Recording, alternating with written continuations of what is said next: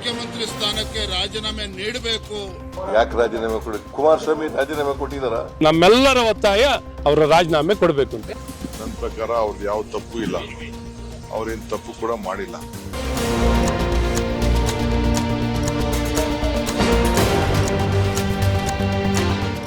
ಮೈಸೂರು ನಗರಾಭಿವೃದ್ಧಿ ಪ್ರಾಧಿಕಾರದ ನಿವೇಶನ ಹಂಚಿಕೆ ಪ್ರಕರಣಕ್ಕೆ ಸಂಬಂಧಿಸಿ ತಮ್ಮ ವಿರುದ್ಧದ ಕ್ರಿಮಿನಲ್ ಪ್ರಕರಣದ ತನಿಖೆಗೆ ಅನುಮತಿ ನೀಡಿರುವ ರಾಜ್ಯಪಾಲರ ಕ್ರಮ ಪ್ರಶ್ನಿಸಿ ಸಿಎಂ ಸಿದ್ದರಾಮಯ್ಯ ಅವರು ಸಲ್ಲಿಸಿದ ರಿಟ್ ಅರ್ಜಿಯನ್ನು ರಾಜ್ಯ ಹೈಕೋರ್ಟ್ ವಜಾ ಮಾಡಿದೆ.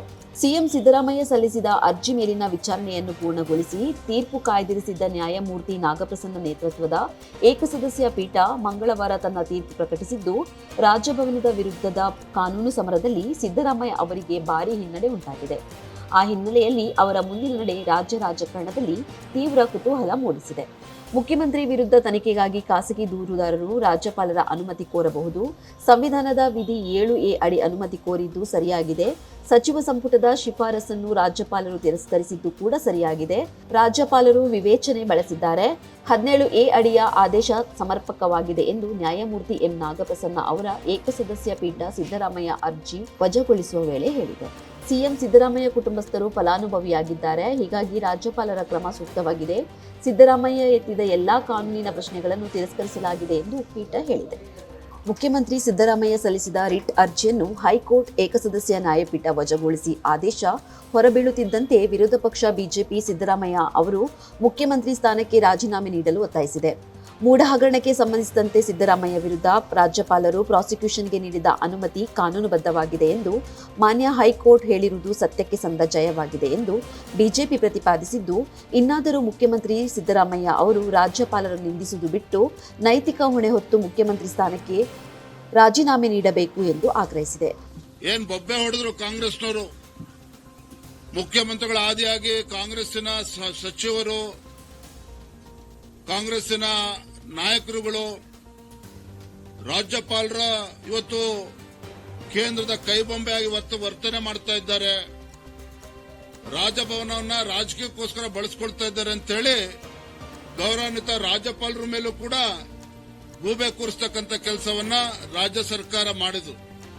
ಇವತ್ತು ರಾಜ್ಯದ ಉಚ್ಚ ನ್ಯಾಯಾಲಯದಲ್ಲಿ ರಾಜ್ಯಪಾಲರು ಕೊಟ್ಟಿರ್ತಕ್ಕಂಥ ಪ್ರಾಸಿಕ್ಯೂಷನ್ ಅನುಮತಿಯನ್ನು ನೀಡಿದ್ರು. ರಾಜ್ಯದ ಉಚ್ಚ ನ್ಯಾಯಾಲಯದಲ್ಲಿ ಸ್ವತಃ ಮುಖ್ಯಮಂತ್ರಿಗಳು ಇದನ್ನ ಚಾಲೆಂಜ್ ಮಾಡಿದ್ರು. ಸುದೀರ್ಘವಾಗಿ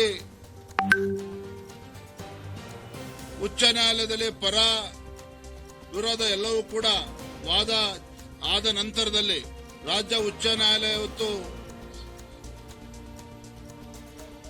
ತೀರ್ಪನ್ನು ನೀಡಿದೆ.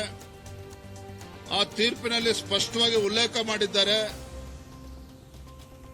ಸಿದ್ದರಾಮಯ್ಯನವರ ಮುಖ್ಯಮಂತ್ರಿಗಳ ಅರ್ಜಿಯನ್ನ ವಜಾ ಮಾಡ್ತಾ ರಾಜ್ಯ ಉಚ್ಚ ನ್ಯಾಯಾಲಯ ರಾಜ್ಯಪಾಲರು ಕೊಟ್ಟಿರತಕ್ಕಂಥ ಪ್ರಾಸಿಕ್ಯೂಷನ್ಗೆ ಅನುಮತಿಯನ್ನು ನೀಡಿದ್ದಾರೆ.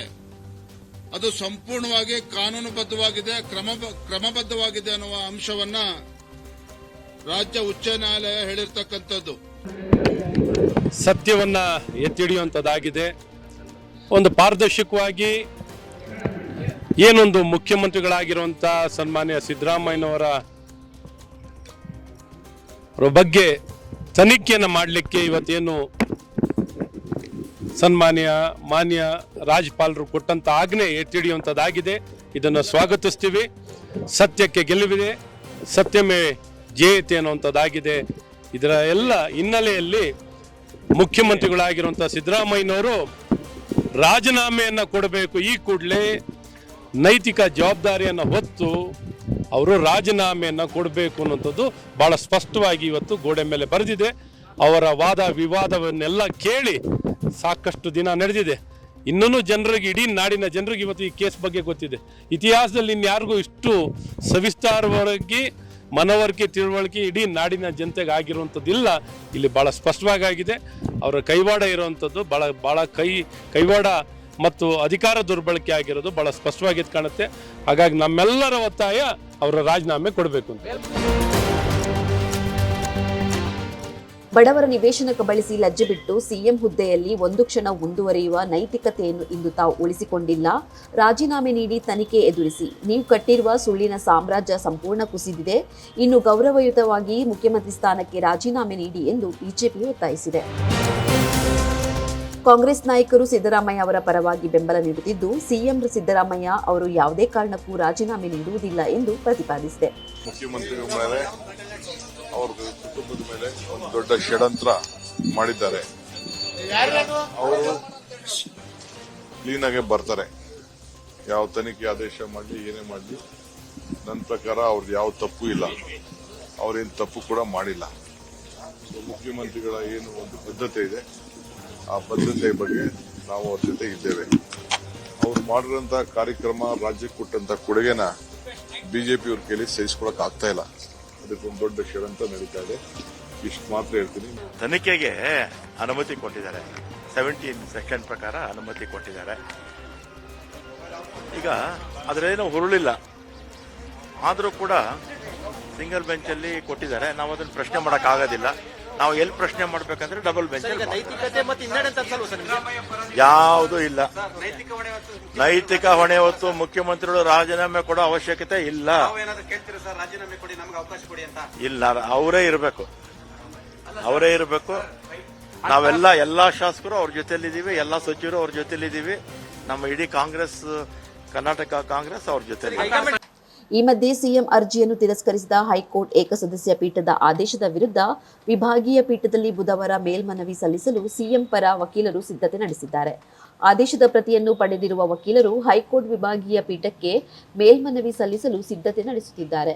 ಮೂಡ ಹಗರಣ ಸಂಬಂಧ ಮುಖ್ಯಮಂತ್ರಿ ಸಿದ್ದರಾಮಯ್ಯ ರಾಜ್ಯಪಾಲರ ಕಾನೂನು ಸಮರ ಈಗ ಮುಂದಿನ ಹಂತಕ್ಕೆ ದಾಟಿದೆ.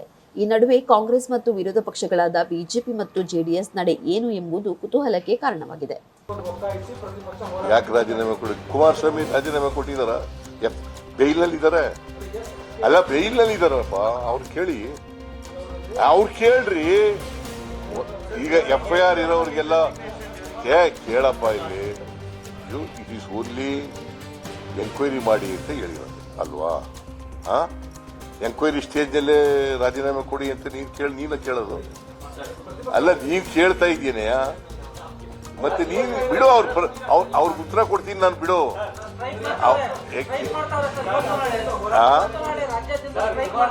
ಮಾಡ್ಲಿ. We will face them politically.